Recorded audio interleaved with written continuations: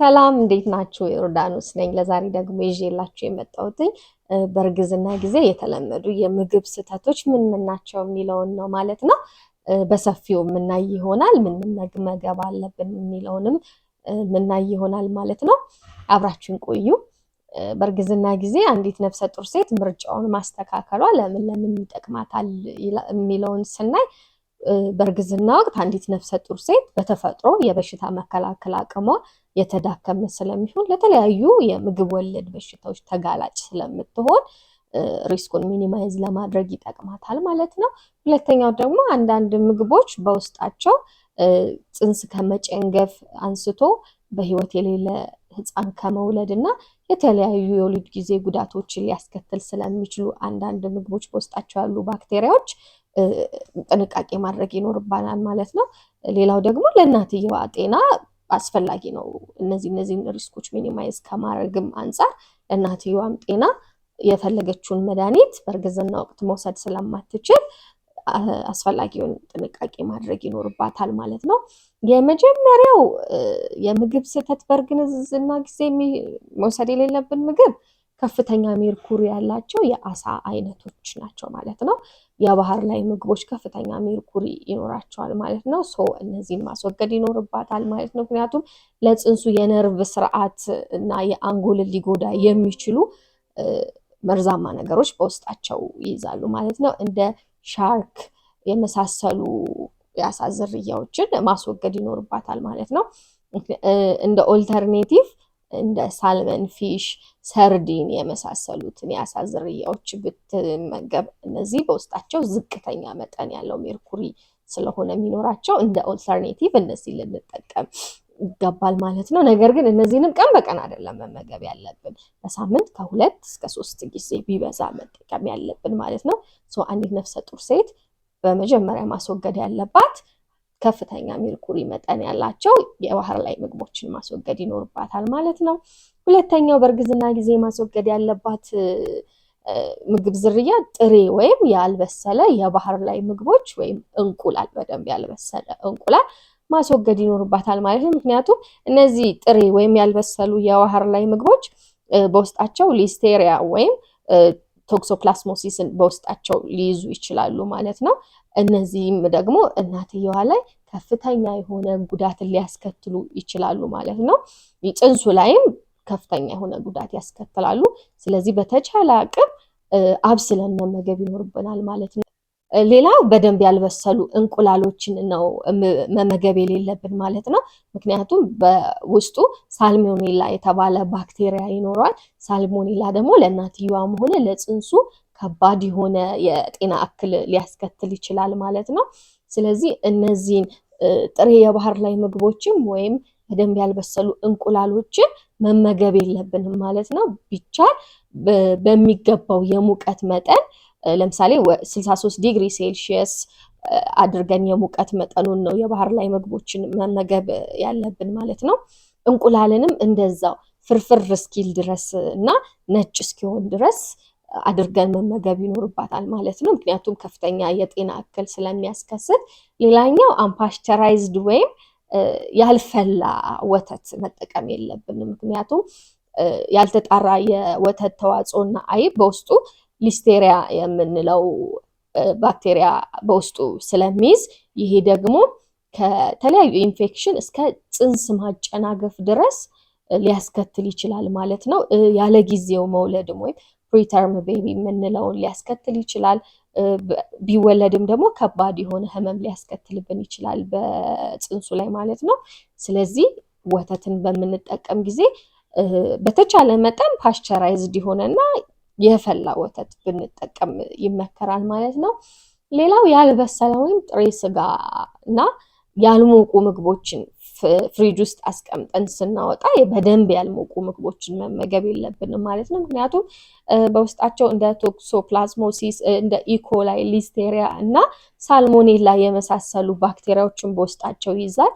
እነዚህ ደግሞ ቅድም እንዳልኳችሁ ከእናትየዋ ለከፍተኛ ኢንፌክሽን ከመጋለጥ እስከ ጽንስ ማጨናገፍ ድረስ ያሉ ጉዳቶችን ሊያስከትሉ ስለሚችሉ በተቻለ አቅም ጥሬ ምግቦችን መመገብ የለብንም። አብስለን ብንመገብ ስናሞቅም ደግሞ ከፍሪጅ ያወጣናቸውን ምግቦች በደንብ አሞቀን ወይም አንተክትከን ብንመገብ ይመከራል ማለት ነው።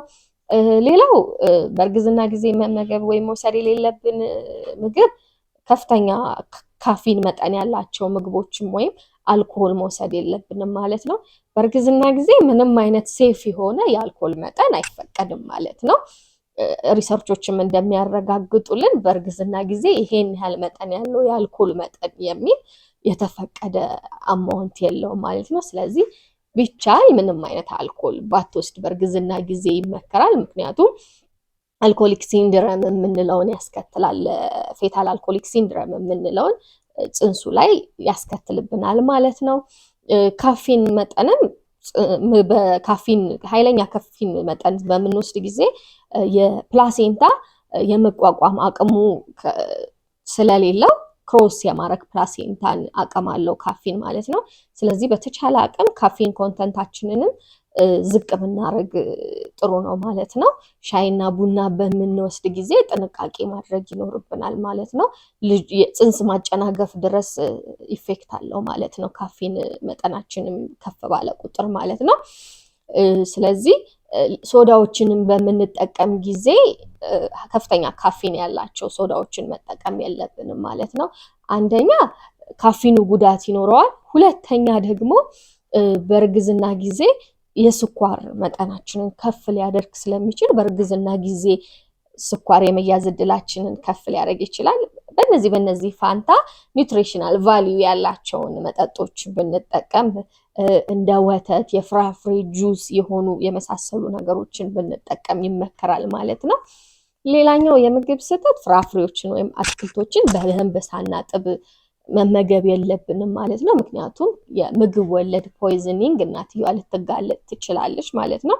ፕላስ አፈሩ ወይም ያልጸዳው ፍራፍሬ በቶክሶፕላስሞሲስ ኮኒዴ በሚባል ባክቴሪያ ልትጠቃ ትችላለች ማለት ነው። በውስጡ ሊበክልብን ይችላል ምግባችንን ማለት ነው። ይሄ ደግሞ ከፍተኛ የሆነ ኢንፌክሽን በህፃኑ ላይ እና የአንጎል ጉዳትን ሊያስከትልብን ይችላል ማለት ነው። ስለዚህ አንዲት ነፍሰ ጡር ሴት አትክልትም ሆነ ፍራፍሬ በምትመገብ ጊዜ በደንብ አጥባ፣ ሬስቶራንት ላይም ከሆነ ውጭ የምትመገብ ከሆነ ጥንቃቄ ማድረግ ይኖርባታል ማለት ነው።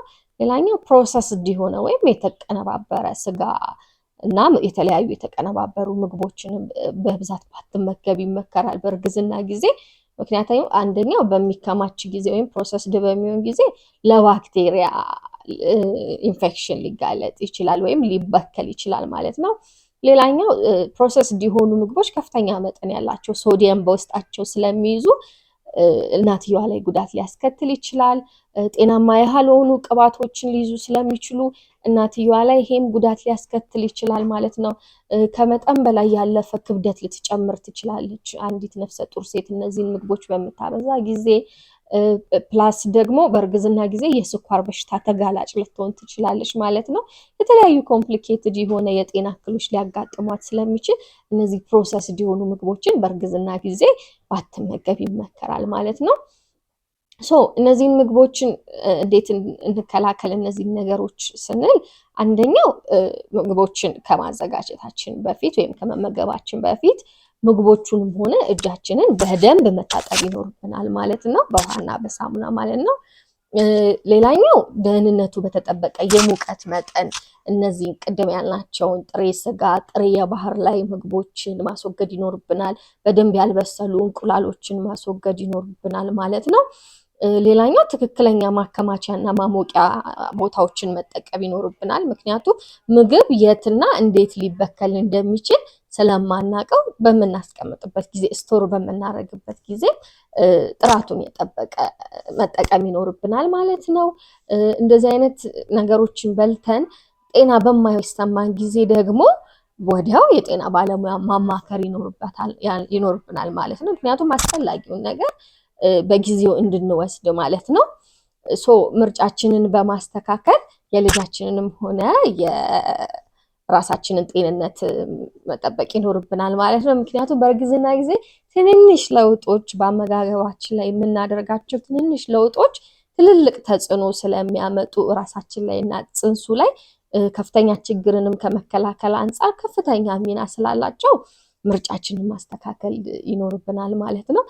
ሌላው የተለያዩ መረጃዎችን ወይም ጥያቄዎች በሚኖሩን ጊዜ በክትትል ጊዜ ባለሙያዎቻችንን ሄደን ማማከርና መጠየቅ ይኖርብናል ማለት ነው።